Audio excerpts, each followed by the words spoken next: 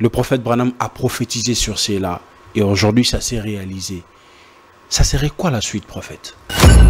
Le dernier pape, c'est le dernier pape et puis nous allons directement vers le signe de la bête, le 666, le retour du Christ et puis ça fait débat. Que je peux faire par rapport à la prophétie du prophète William Marion Branham, j'aimerais d'abord demander de prendre le temps de l'écouter, d'étudier ce qu'il a dit exactement, de comprendre, d'analyser la prophétie en question. Et de voir comment nous pourrons faire la clause sur ça. Et moi, je vais donner une prière, une définition qui sera très banale. Très banale. Prier, c'est converser avec une divinité, converser avec Dieu. Comment ça, je pourrais converser avec une personne qui connaît déjà tout ce que j'ai besoin? Ok. Pourquoi? Dieu, il veut comprendre. Il connaît le problème que j'ai, la situation que je suis en train de traverser, le combat que j'ai dans ma famille. Il fait grâce à qui il veut. Mais pourquoi je dois encore prier pour lui demander de faire quelque chose? Ok.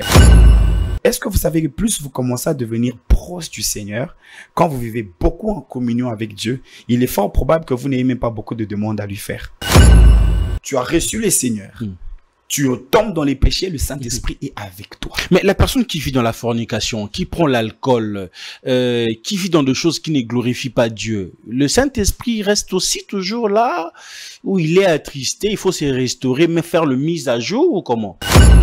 Les gens qui sont aujourd'hui dans l'homosexualité, les gens qui sont aujourd'hui dans l'occultisme, les gens qui vivent délibérément dans les mal, mais les gens qui blasphèment, les gens ils ont aussi le Saint-Esprit. Les gens, en fait, on reçoit le Saint-Esprit après avoir reçu Jésus-Christ. Okay. Quand on donne sa vie à Jésus-Christ, Jésus est les dons de Dieu pour le monde. Le Saint-Esprit est les dons du Christ pour l'Église. Christ envoie l'Esprit dans l'Église. Dieu envoie Christ dans le monde. Ça veut dire qu'on ne reçoit pas le Saint-Esprit sans le Christ.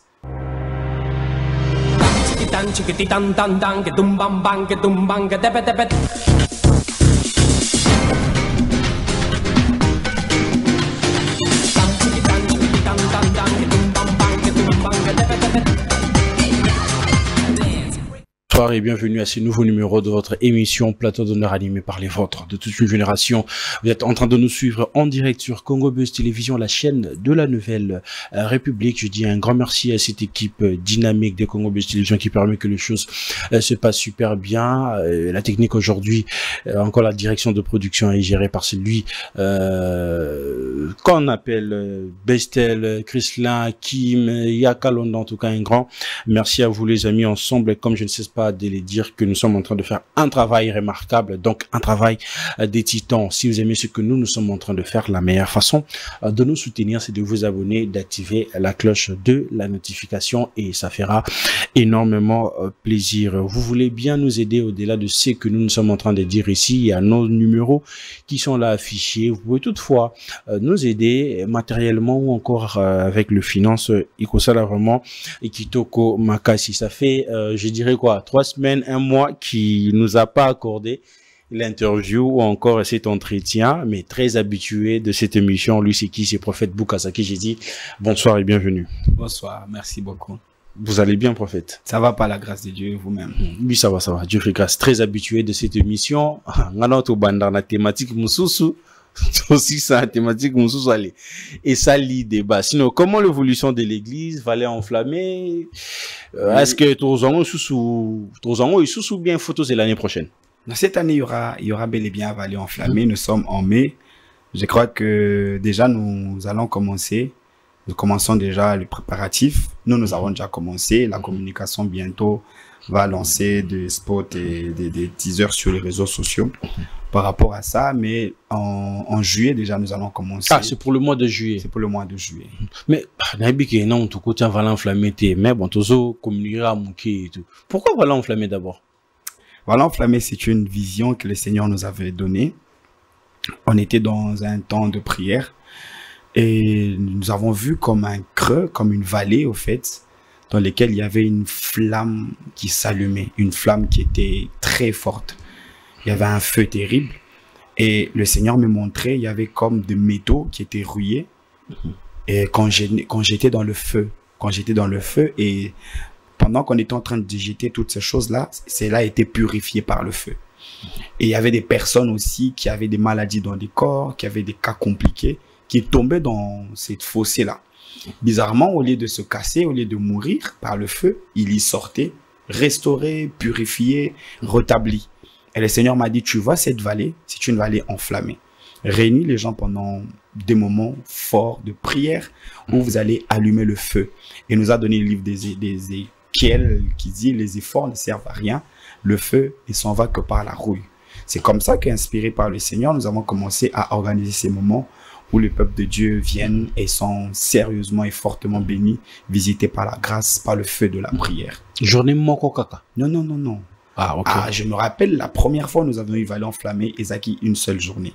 Mais depuis que nous fonctionnons maintenant comme une église, nous avons, la première fois c'était 3 jours et puis après une semaine. L'année passée. Et pour le mois de juillet 2025, l'année passée ça serait c'était 21 jours et cette fois-ci ça sera du 2 au 31 juillet. Ça sera 30 jours. Vallée Enflammée puis là. Oui, oui. Il y aura des moments forts en prière. Le Seigneur nous fera beaucoup de bien. Voilà. Donc, je sais que les amis, il faut en faire partir et je sais que le Seigneur ne cessera pas de vous faire du bien. On a notre thématique de ce soir, mais comme je vous reçois en qualité de prophète, je souhaiterais aussi avoir votre avis sur ce qui se passe aujourd'hui sur les réseaux sociaux. Le nouveau pape a été élu. On est en train de dire que c'est la prophétie concrétisée.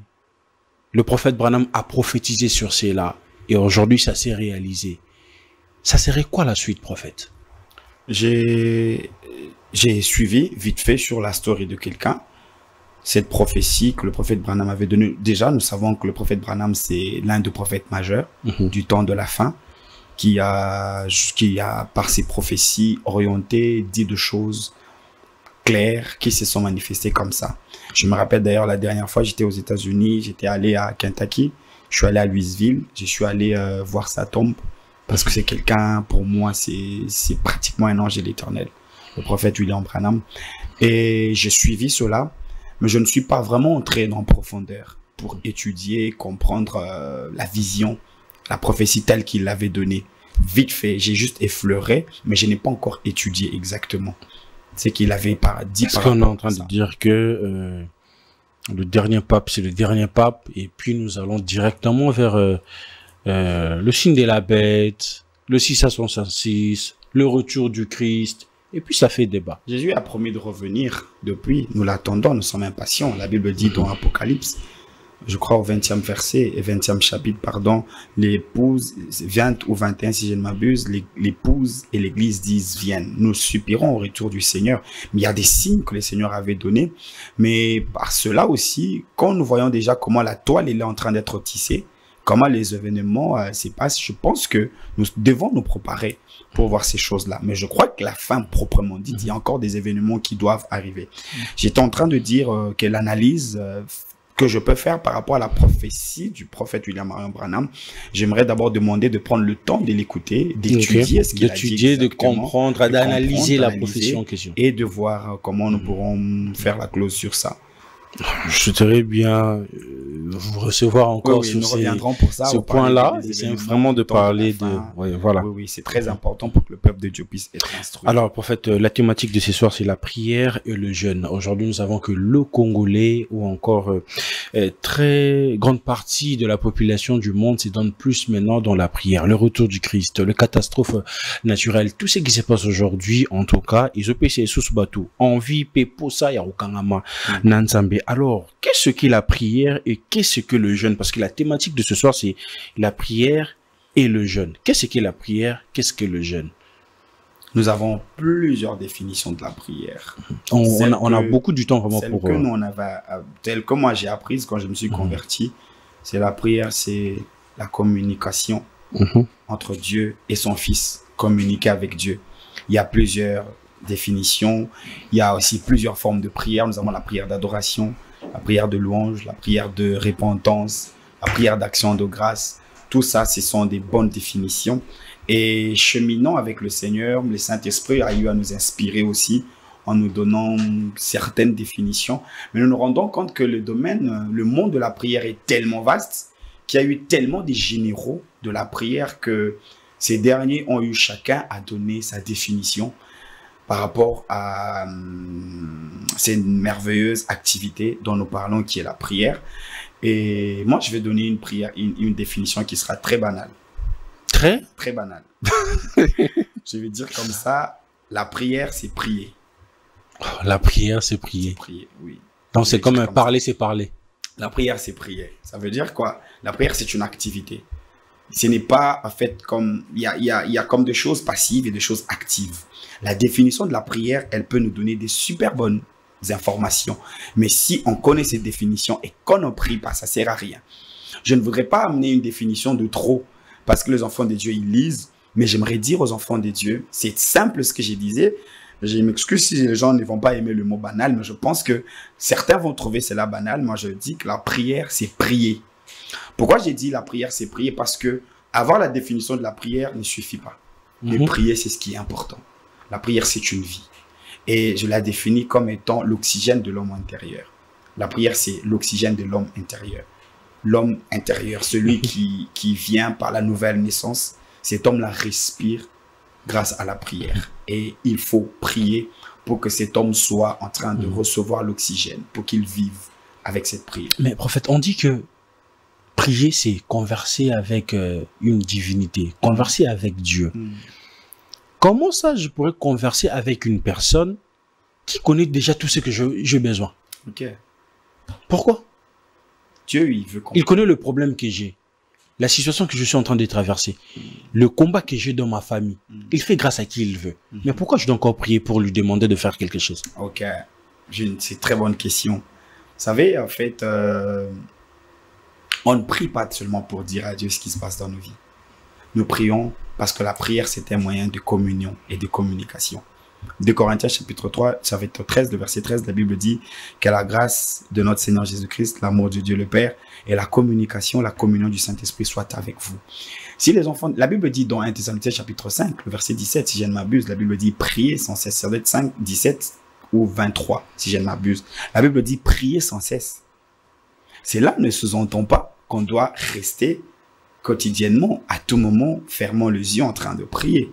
La prière, c'est un moyen de communion avec Dieu, un moyen de communication avec Dieu.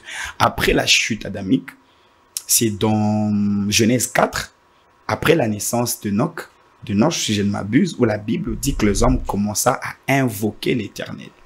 Ça veut dire que l'homme qui sent l'éloignement, on prie parce que quand on ne prie pas, on se sent loin de Dieu. Vous voyez, on prie parce qu'on veut passer du temps avec Dieu. J'ai dit une fois à l'église que demander ou dire à Dieu ce qui ne va pas dans nos vies peut être un quatrième élément constitutif dans la prière. La prière, en soi, c'est comme un terme générique. C'est un terme générique qui a beaucoup d'éléments constitutifs. Nous prions parce que nous devons d'abord nous présenter devant Dieu. Tu peux ne pas avoir de problème. Même, imagine que tu deviennes millionnaire. Tu as une femme, des enfants, tu as des avions, des yachts. Tu as tout ce dont tu as besoin. Tu arrêtes de prier.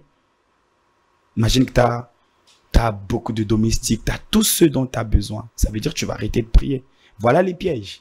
On ne prie pas parce que ça ne va pas dans nos vies. Mais on prie pourquoi alors? On prie parce que nous devons nous présenter devant Dieu. Nous devons se présenter devant Dieu. Quelle forme de prière pour se présenter devant Dieu dignement et que apaise pelitoi? Parce que plus souvent, nous Quinois, nous Congolais, quand nous prions, on n'est que dans les interdemandes.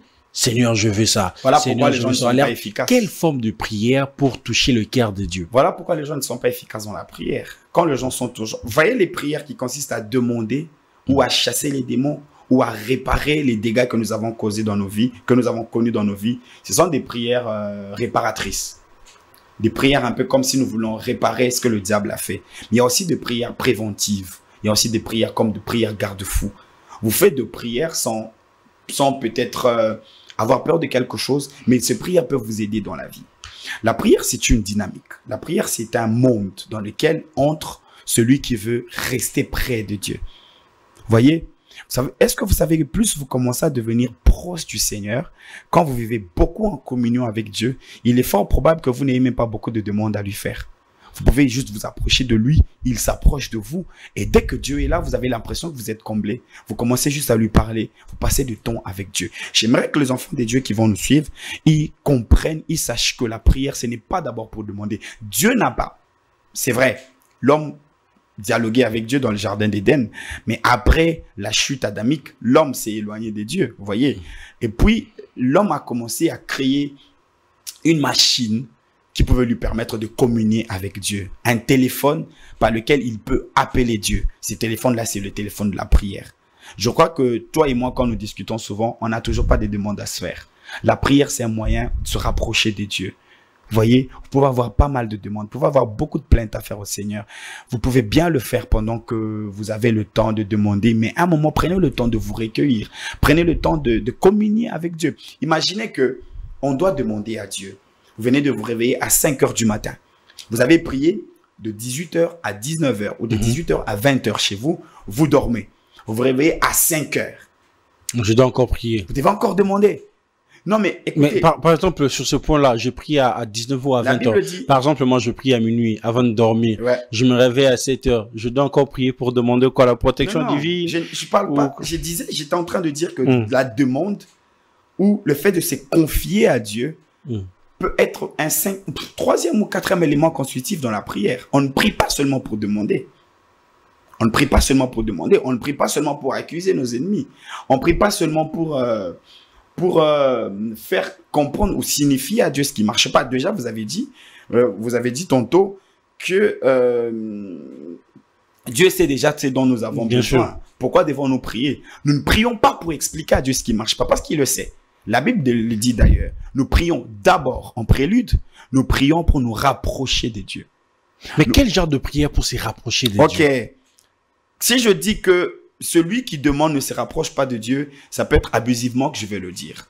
Même en demandant, nous nous rapprochons de lui. Mais il faut d'abord prendre le temps de communier avec Dieu. Le mot communion, en latin, nous avons cum. Cum, ça veut dire avec. La prière, c'est un canal, c'est une machine, c'est un appareil qui nous permet de rester avec Dieu pendant le temps où nous nous approchons de lui. Ça peut être par la demande, ça peut être par la repentance, ça peut être par l'adoration, ça peut être par la louange, mais ça nous permet de nous approcher de Dieu. C'est la meilleure chose. J'aimerais dire ici que Dieu connaît les vertus de la prière. Le diable connaît la puissance et les vertus de la prière, mais les enfants de Dieu ne connaissent pas. Les enfants de Dieu ne connaissent pas. Si nous devons prier pour demander, Jésus demandait quoi? Parce qu'il était 100% homme, 100% Dieu. Il n'avait jamais péché. Jésus n'avait pas besoin de maison. Jésus n'avait pas besoin, à l'époque c'était de chars. Jésus n'avait pas besoin de ça. Il n'avait pas besoin de bateau.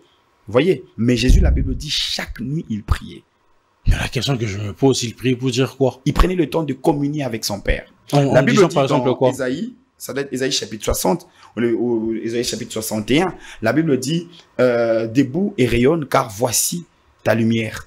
Et la terre entière est sous le ténèbre. Le ténèbre couvre la surface de l'abîme, mais sur toi, la gloire de Dieu jaillit. Quand on parle de cette gloire, la lumière, là, on parle de la parole de Dieu. Mais la Bible nous signifie que la terre est dans le ténèbre. Et l'homme qui prie essaie de vaincre le ténèbre. C'est vrai que c'est la lumière qui nous illumine, c'est la lumière qui nous éclaire. Mais la parole elle-même, qui est la lumière, ne suffit pas. Il faut prendre la lumière de la parole et la prière, et les amplifier et le mettre à deux pour avoir maintenant cette force. Nous prions pour être forts. Nous prions pour communiquer.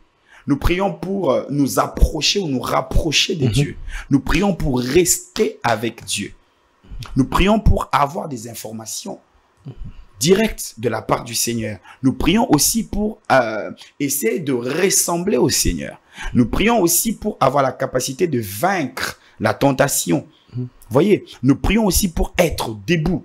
C'est vrai qu'il y a beaucoup de choses, beaucoup de vertus que la parole de Dieu amène dans nos vies, mais la prière aussi, elle est très importante.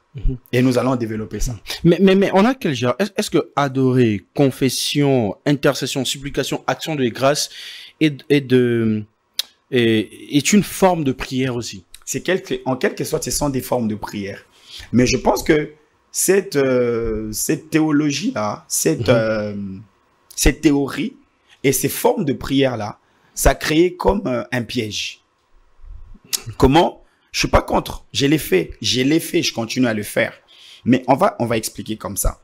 Il y a une forme. Les enfants de Dieu commencent par nous disons merci au Seigneur. Seigneur, merci. Après, nous allons nous repentir. Seigneur, pardon. Après, nous allons demander le sang de Jésus-Christ. Seigneur, lave-nous. Après, nous allons demander le Saint-Esprit. Seigneur, envoie ta puissance. Jusqu'aujourd'hui, il y a les chrétiens qui demandent au Saint-Esprit de venir, alors que ça ne se fait pas. Ah bon? Oui, ça se fait pas. Le Saint-Esprit est venu. La Bible dit, il viendra pour rester avec nous. Pour certains, ils se disent que j'ai passé ma journée, je péchais contre le Saint-Esprit. C'est ça la mort. Par mes pensées, Ouais. par ma façon de faire les choses. Ouais. Et quand je veux me coucher, Non. je demande pardon. Il faut pas attendre. Et je demande encore le Saint-Esprit. Il faut pas attendre de demander De pardon revenir. après. Il faut aussitôt, après avoir commis une faille, après avoir péché, aussitôt, il faut demander pardon. Mais quand quelqu'un pêche, pendant ces moments-là, le Saint-Esprit s'y retire? Non, il se retire pas. Il est toujours là. Il est toujours là. Il est venu rester avec nous tous les jours jusqu'à la fin du temps. La Bible dit, voici, je serai avec vous tous les jours. Mais pour une personne qui vit dans la vie qui attriste le Saint-Esprit, Voilà. est-ce que le Saint-Esprit est toujours là? Il est attristé, mais il part pas. Il est toujours là. Cette fois-ci, il est venu pour rester avec nous. C'est dans l'ancienne alliance que le Saint-Esprit était sur le roi et par l'onction et il pouvait les quitter en cas de faille. David dit dans le psaume 51, il dit, ne me cache pas ta face, ne me ravis pas ton esprit. À l'époque, Dieu pouvait ravir le Saint-Esprit. Le Saint-Esprit pouvait partir. Mais maintenant, le Saint-Esprit Il est ne là. quitte pas. Aujourd'hui, le Seigneur puisse m'aider tout Bon, voilà. Aujourd'hui, le Saint-Esprit est là. Ouais. Aujourd'hui, le Saint-Esprit est là. Tu as reçu le Seigneur. Tu tombes dans les péchés, le Saint-Esprit est avec toi. Mais la personne qui vit dans la fornication, qui prend l'alcool, qui vit dans des choses qui ne glorifient pas Dieu, le Saint-Esprit reste aussi toujours là où il est attristé, il faut se restaurer, mais faire le mise à jour ou comment? Vous voyez que quand cette personne... Savez-vous qu'il y a des gens, je fais une parenthèse, il y a des gens qui vivent dans la dépravation et qui n'ont jamais eu envie de se repentir. Pour eux, c'est normal. Des prostituées. C'est une vie de routine. C'est une vie, en fait, c'est ça leur vie. Ils vivent dans le péché. Vous voyez? Mais quand un chrétien tombe dans l'adultère, après, il reconnaît que j'ai commis l'adultère. C'est le rôle du Saint-Esprit. On peut se dire que le Saint-Esprit est là à révéler que oui, tu as commis le péché. Le Saint-Esprit peut l'aider à ne pas tomber, il peut le soutenir. Ok. Et admettons que la personne tombe, le Saint-Esprit l'aide à se relever. Et cette culpabilité qui vient après un péché, c'est ça le rôle du Saint-Esprit. Les gens qui sont aujourd'hui dans l'homosexualité, les gens qui sont aujourd'hui dans l'occultisme, les gens qui vivent délibérément dans les mal, mais les gens qui blasphèment, les gens Parce qu'ils ont aussi le Saint-Esprit. Les gens, en fait, on reçoit le Saint-Esprit après avoir reçu Jésus-Christ. Okay. Quand on donne sa vie à Jésus-Christ, Jésus est les dons de Dieu pour le monde. Le Saint-Esprit est les dons du Christ pour l'Église. Christ envoie l'Esprit dans l'Église. Dieu envoie Christ dans le monde. Ça veut dire qu'on ne reçoit pas le Saint-Esprit sans le Christ. Vous voyez, c'est vrai qu'une fois, il est allé chez Corneille, mais Corneille était un homme pieux. C'est vrai qu'il avait déjà quand même activé une atmosphère de la présence de Dieu. C'est comme ça que le Saint-Esprit est descendu chez lui. Mais avant de recevoir le Saint-Esprit, au préalable, il faut d'abord donner sa vie à Christ, recevoir Jésus-Christ comme Seigneur et Sauveur. Nous sommes toujours dans la prière et le jeûne. On doit prendre une deuxième partie qui est le jeûne, mais je veux plus. Il y a 2-3 questions ici pour finir côté prière. La prière doit-elle être silencieuse, vocale, collective ou personnelle? Parce que certaines personnes disent que quand on prie, il faut ganga, arabababa. Mais il y a d'autres personnes qui ont prié les kafenega qui merabo oiseau prier. Hébreux chapitre 5, le verset 7. La Bible dit, lui qui au jour de sa chair offrait avec des grands cris, des larmes, des prières et des supplications à celui qui pouvait le délivrer de la mort. Voyez, la Bible dit, les livres d'Hébreux présentent celui qui priait de cette manière. On parle de Christ. La Bible dit, lui qui au jour de sa chair, quand Christ habitait dans cette chair. J'aimerais le lire pour les enfants de Dieu. Hébreux chapitre 5, au 7, 5 ou 5, 7. Ça arrive comme ça de Hébreux chapitre 5.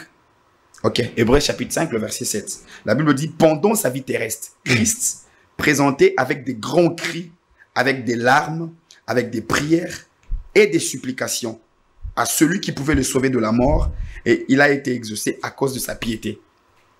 Des fois, il crie. La Bible dit des grands cris. Il pouvait venir crier la nuit. Il pouvait venir verser des larmes en criant, tout comme des larmes en restant calme. Il s'était et il pleure, il verse les larmes. La Bible dit des larmes, des prières et des supplications. Il y a des prières où vous parlez. Vous pouvez vociférer, vous pouvez parler, sortir votre voix. Vous pouvez demander aussi des prières internes. Imaginons que vous soyez dans le métro, en train de partir quelque part. Vous n'allez pas crier dans le bus. Imaginez que vous soyez dans l'avion, vous n'allez pas embêter celui qui est à côté de vous. Vous pouvez prier intérieurement. C'est aussi des prières efficaces. Tout comme il y a des prières où la Bible dit encore, Jésus chassait les démons avec autorité. Il y a des prières où vous chassez les démons, vous devez crier. Vous pouvez, voilà, dans mon église aussi, j'aime quand les gens battent les mains. Je demande aux gens de battre les mains. Vous pouvez battre les mains, faire des prières d'autorité. Vous pouvez chasser les démons avec beaucoup d'autorité dans votre voix. Et puis après, vous pourrez prendre le temps de faire des prières, des supplications. En suppliant, vous pouvez vociférer. Vous pouvez rester tacitement en train de murmurer dans la présence de Dieu. Il y a plusieurs formes de prière comme ça. Je ne critique pas une forme quelconque parce que chacun de nous passe des situations que nous ne contrôlons pas. Jacques chapitre 3, le verset 13 ou 5, 13, la Bible dit que celui qui est dans la souffrance prie, que celui qui est dans la joie chante. Si quelqu'un sent que sa souffrance, elle est vraiment aiguë, il fait comment? La Bible dit, Hébreux 5, 7, que Jésus offrait avec des grands cris. Pas de cris, mais des grands cris. Ça veut dire que quand il arrivait à la montagne, il prenait le temps de crier. La Bible dit dans le livre de dans Gethsémani qu'il a prié instamment. Il prie avec beaucoup d'insistance, au point même de voir des grumeaux de sang couler de son visage. Ça veut dire qu'il y a des prières comme ça, tu sens que l'esprit... D'ailleurs, la meilleure façon d'aider les enfants de Dieu, c'est d'être conduit par l'atmosphère du Saint-Esprit. Tu peux aller dans la présence de Dieu, tu as juste envie de rester, tu as envie de crier, le Saint-Esprit te dit reste calme. Tu peux passer toute une nuit comme ça où tu es calme. Tu peux arriver, tu as envie de prier, Dieu te dit ne prie pas, je te parle. Tu passes ce temps-là, c'est aussi un temps de communion. Ou tu peux être là, tu as envie de murmurer, le Saint-Esprit te parle, te dit de crier.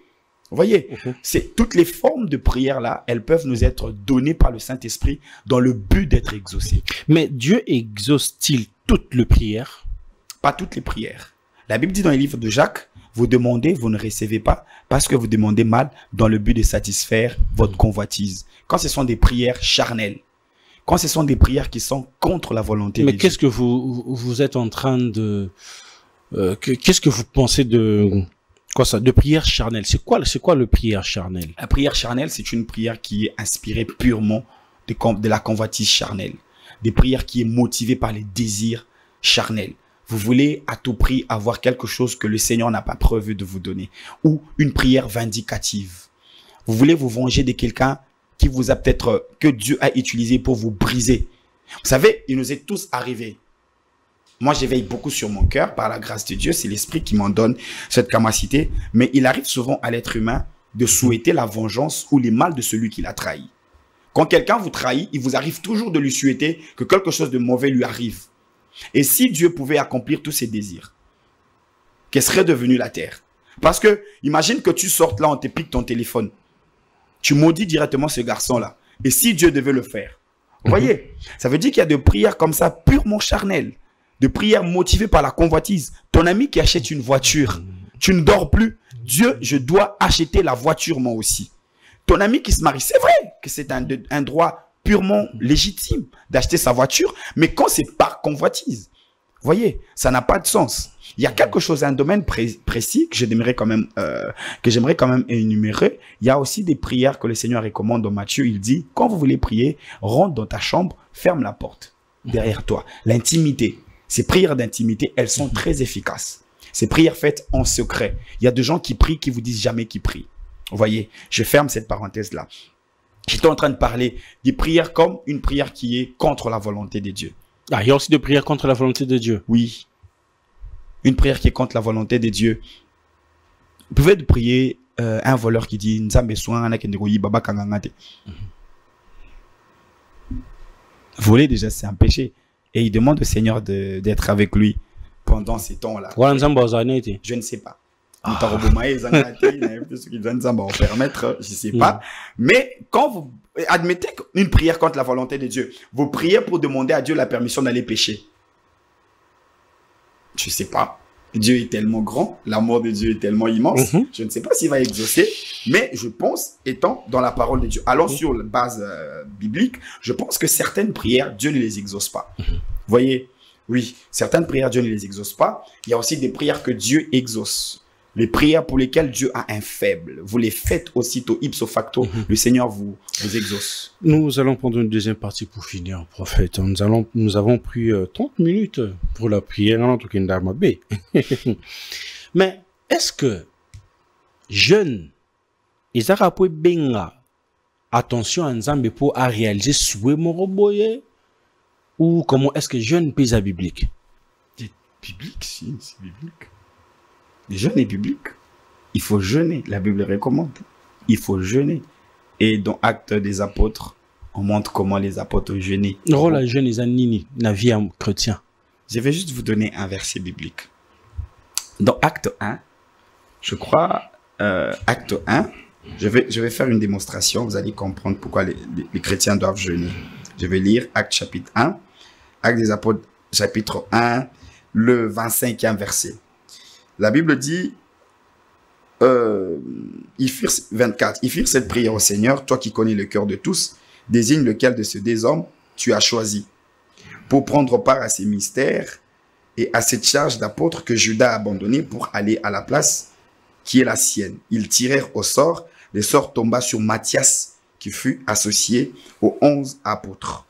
Voyez, quand Judas est mort, les disciples devaient choisir un apôtre pour qu'il soit au nombre de 12. Et il faisait ça avant la Pentecôte, avant que le Saint-Esprit ne descende. Il y avait Matthias, il y avait aussi Barnabas. Vous voyez?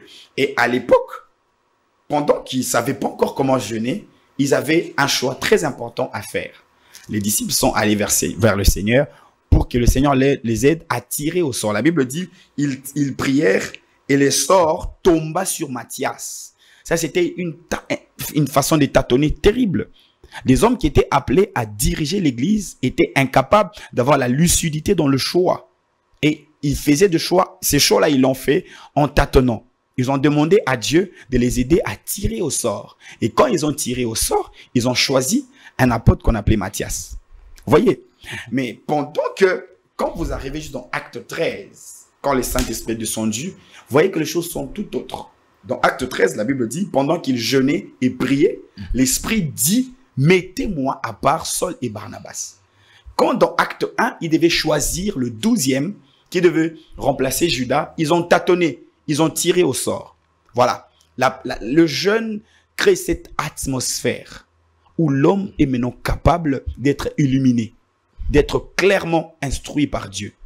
Ça éteint le bruit de la voix de la chair, le bruit de la voix de l'âme, le bourdonnement de l'âme qui est étouffé par moment, la chair qui est conduite par le péché. Et l'homme maintenant sait exactement entendre Dieu, être orienté par Dieu et recevoir de Dieu quelque chose en jeûnant. J'ai une question. Entre donner, dis-moi, je sais pas, action de grâce, la prière, la jeûne, qu'est-ce qui attire Dieu pour réaliser ou concrétiser le projet d'un être humain? Tous ce sont la libéralité, le donner, c'est un principe. Là, c'est une loi attachée à la loi de la séma et de la moisson. Il faut le faire pour voir les affaires aller de l'avant. Si vous ne faites pas ça, les portes financières ne s'ouvrent pas. Si vous ne donnez pas, il y a des blocages dans ce domaine-là. Si vous pouvez juste aller en prière, jeûner et prier pour que Dieu vous ouvre des portes. C'est compliqué. Parce que il y a des portes qui ne s'ouvrent que en respectant la loi de la séma et de la moisson. Il y a aussi des portes qui s'ouvrent par le jeûne et la prière. Le jeûne et la prière te permet de télécharger la puissance de Dieu. C'est autre chose. Mais est-ce que tuer son corps, couper sa nzala na nzoto na yo, nengobike nazo gêner, na oboma nzoto na ngai, ils ont sa force na molimo. Ça donne la force à l'esprit. De ce rosolia physiquement, molimo tu me permets de lire un seul verset, le dernier verset. Ok, prophète. Okay. La Bible dit dans Luc chapitre 21, ça c'est pour les enfants de Dieu, Luc chapitre 21, le verset 34. Pendant qu'on parle des événements eschatologiques, mais ces versets nous interpellent beaucoup, Luc chapitre 21. La Bible dit, Luc 21, 34, faites bien attention à vous, de peur que vos esprits ne deviennent insensibles ou que vos esprits ne soient lourds, n'alourdissent au milieu des excès de bien manger et de bien boire et des soucis de la vie. Et que ce jour ne fonde sur vous à l'improviste. On parle du jour où le Seigneur viendra. Parce que les gens risquent de tomber dans le sommeil spirituel, de ne pas être éveillés. Vous voyez, la Bible dit, faites attention à vous. Une autre version dit, veillez à ce que vos esprits ne s'alourdissent à force de bien manger et de bien boire et à force d'être dans le souci du bien de ces mondes. Vous voyez, Kolia bien ezamabete. La Bible dit encore dans Ecclésiaste chapitre 10, le verset 18.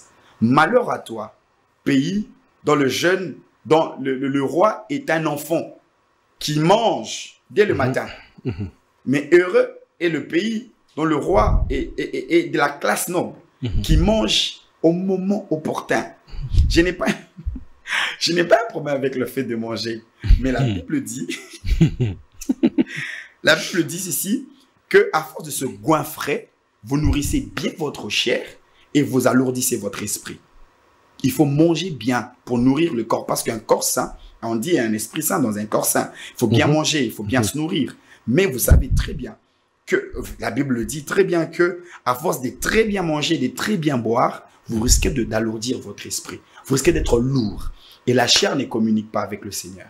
La chair ne collabore pas avec Dieu. C'est dans la dimension spirituelle que nous collaborons avec le Seigneur. Nous collaborons avec Dieu quand nous jeûnons.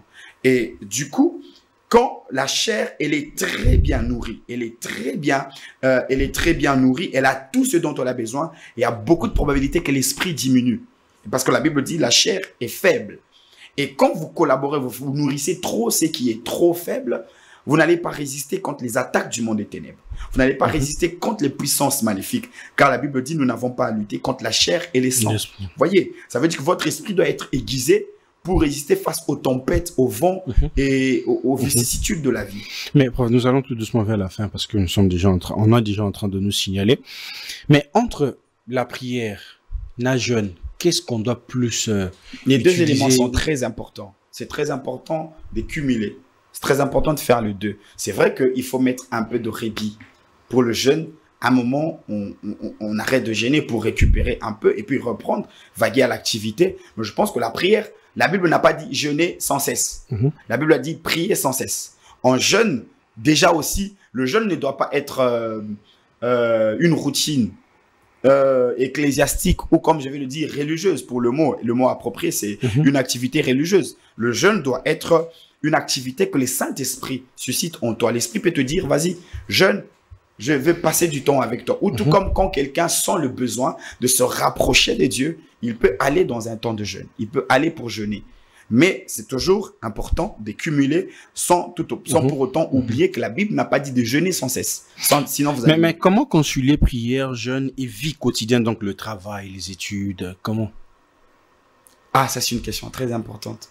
Que les chrétiens sachent que la prière et le jeûne, ce sont des activités spirituelles.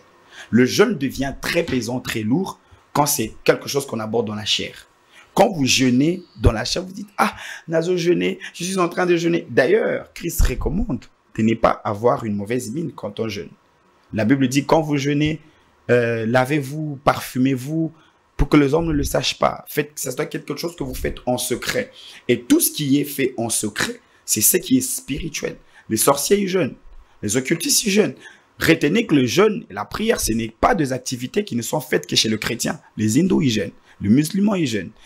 Toutes les sectes, partout, ils jeûnent. Ça veut dire que c'est quand ils veulent donner l'impact ou la croissance à leur esprit, ils le font. On ne jeûne pas seulement en Afrique parce que les frigos sont vides. Déjà, c'est compliqué le jeûne en Afrique, mais même aux États-Unis, même en France, quand on veut que son esprit soit fort, Australie, partout dans le monde, quand on veut que son esprit soit fort pour résister, pour dire non aux esprits impurs, aux esprits maléfiques, nous devons apprendre à jeûner, nous devons apprendre à bâtir. C'est vrai qu'Ésaïe 58 parle du jeûne que Dieu agrée, une forme de jeûne que Dieu agrée, parce que certaines personnes jeûnent mais n'arrivent pas à toucher les cœurs de Dieu. Dieu dit ceci, qu'il faut faire telle ou telle autre chose pendant que tu jeûnes, libère le pauvre, fais du bien, tout cela, ce n'est pas mauvais. Mais le mot jeûne en grec, c'est psaume qui veut dire couvrir la bouche. Quand l'homme couvre la bouche et stimule comme ça, il va prendre le temps de croître en puissance. C'est possible d'accumuler, d'associer le jeûne, la prière et les activités de tout le jour. Parce que, n'oubliez pas que dans le domaine professionnel, la compétence professionnelle ne suffit pas. Il faut pour cela une énergie pour être démarqué encore. Il faut pour cela une énergie. Et la Bible nous l'enseigne très bien dans le livre de Daniel. Daniel gérait la ville, il était le chef de 3 satrapes qui étaient au-dessus de tous les autres responsables. Et Daniel jeûnait souvent et priait beaucoup. Et c'est ça qui lui donnait la force d'être toujours au-dessus de tous. Enfin, une dernière question pour finir. Peut-on avoir une vie spirituelle équilibrée sans gêner régulièrement? C'est difficile. C'est difficile. C'est difficile. Pourquoi c'est difficile? La chair, elle voudra toujours l'emporter sur l'esprit. Il faut toujours faire. Mais est-ce que le jeûne, c'est seulement qu'on mipi ma bloc, ou là, tu n'as pas mipi ma tam sur téléphone, tam sur réseaux sociaux, et si on tam sur camarade. Et si on te vole, non, déjà, c'est prévu de téléphone, ça c'est pas, c'est une discipline. Un homme discipliné, il a. Comme ça, le bac, on a un réseau social, WhatsApp, mais quand tu es H24 sur les réseaux sociaux, t'es pas discipliné. Vous voyez, t'es pas discipliné. Un homme sérieux, un homme qui travaille déjà dans cette émission, t'es pas sur les réseaux sociaux, tu vois. Quand mais après, moi, mon travail, c'est le réseau social, oui, c'est les digital. Maintenant, en ce moment-là, tu n'es pas dans le digital, tu vois, tu n'es pas dans les réseaux sociaux. Ça veut dire qu'un homme discipliné, il doit savoir quand est-ce que je dois être dans le réseau, quand est-ce que je dois répondre, quand est-ce que je dois chatter, surfer, et quand est-ce que je dois mettre de côté. Sinon, les réseaux sociaux, ils détruisent ta vie de famille. Ils détruisent ta relation avec tes amis. Ils détruisent ta communion avec le Seigneur. Ce n'est pas mauvais. Il y a des gens qui disent, je vais faire 20 jours, je ne touche pas mon téléphone. Je ne recommande pas. Tamsu, il faut battre de la mbongo. Tamsu, il faut tinde la mtumbongo. Tamsu, il faut autant d'amateya. Vous voyez? Quand sur le tamsu n'a pas, tu peux refuser. Mais aujourd'hui, les réseaux sociaux, je pense pas. Je pense pas. Mais le plus important, c'est de savoir que quand on jeûne, on s'éloigne d'abord du péché. Il faut rester dans cette attitude. Moi, je recommande aux gens de faire le jeûne un peu comme ce jeûne biblique. N'adoptons pas le jeûne à nos réalités d'aujourd'hui. Faisons comme dans la Bible et nous aurons les effets importants et efficaces. Prophète Bouka, c'était un réel plaisir de partager ces très bons moments d'enseignement parce que je ne les considère pas comme l'émission. J'ai l'impression que ça a été. En fait, j'ai l'impression que mes interventions ici, ça a changé de forme carrément. Pour aujourd'hui, hein? C'est comme si tu m'as influencé d'entrer un peu dans ton jeu, mais bon, ça va. Ça s'est bien passé. Un jour, on va ajouter les paniers et le chant. Vraiment. Un grand merci à vous, prophète. Je vous en prie. Voilà, nous sommes à la fin. Votre mot de la fin, comme ça, on va finir. Nous rappelons, en fait, nous disons que nous informons qu'en juillet, nous commençons avec les vallées enflammées. Cette fois-ci, ça sera pendant 30 jours. Du 2 juillet au 31 juillet. Nous aurons des merveilleux orateurs. Nous annoncerons cela prochainement et bientôt dans le réseau. Déjà, les gens verront les annonces. Préparez-vous, peuple de Dieu. Nous sommes en mai et nous allons finir le mois de mai, le mois de juin et en juillet, le 2 juillet, du 2 au 31 juillet, nous aurons bel et bien vallée enflammée. Le Seigneur nous fera énormément de bien. Que le Seigneur vous bénisse. Voilà, mesdames et messieurs, nous sommes à la fin de cet entretien. C'est un réel plaisir de partager ce très bon moment d'échange devant vos postes téléviseurs. Abonnez-vous massivement, partagez le lien de nos émissions et ça fera énormément plaisir. Quant à moi, je vous prends congé et bonne suite de continuité sur nos antennes.